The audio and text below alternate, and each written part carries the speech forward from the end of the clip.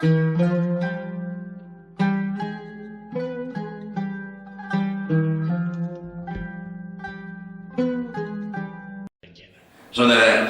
karena itu ya kita perlu, terutama kaum muda, ya teman-teman, anak-anak yang masih muda, para remaja, gunakan kesempatan. Di masa muda itulah masa-masa yang paling mahal. 1 detik dari masa muda melebihi 1 tahun dari masa tua.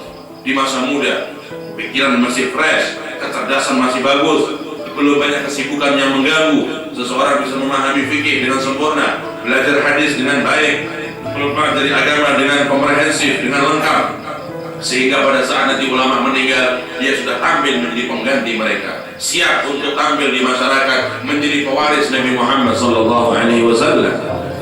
Tidaklah seseorang meraih ilmu menjadi ulama kecuali di masa mudanya dia sibuk dengan ilmu, sibuk dengan duduk di hadapan guru, dengan tawadhu, dengan akhlak, dengan sabar, mendengar, bertanya, berdiskusi, menulis, merangkum, berdiskusi.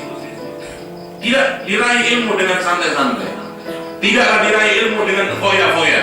La yunalu ilm bi hana'il 'aish wala bil batr wa khisabil 'aish.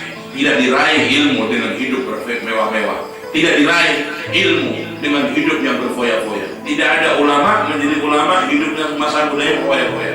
Setiap ulama menjadi ulama di masa mudanya dia susah, dia belajar ke sana ke sini, dia pergi kepada ulama ke kota yang lain dengan kehidupan yang sederhana, dengan pas-pasan, kadang berjalan kaki untuk menemui ulama-ulama dengan kondisi yang sederhana. Justru di situ ditempa kesabarannya, ditempa keistiqomahannya. Dan apabila sudah dilihat oleh Allah hati ini hati yang sabar, hati yang tawadhu, diisi oleh Allah ilmu.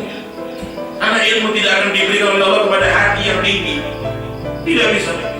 Dikatakan dalam syair, al-ilmu harbun lil fatal muta'ali kasayli harbun lil makanil ali. Ilmu tidak dituangkan oleh Allah kepada hati yang tinggi, hati yang congkak, yang gengsian. Tidak dituangkan kepada hati semacam itu. Ilmu dituangkan oleh Allah kepada hati yang tawadhu, hati yang rendah hati.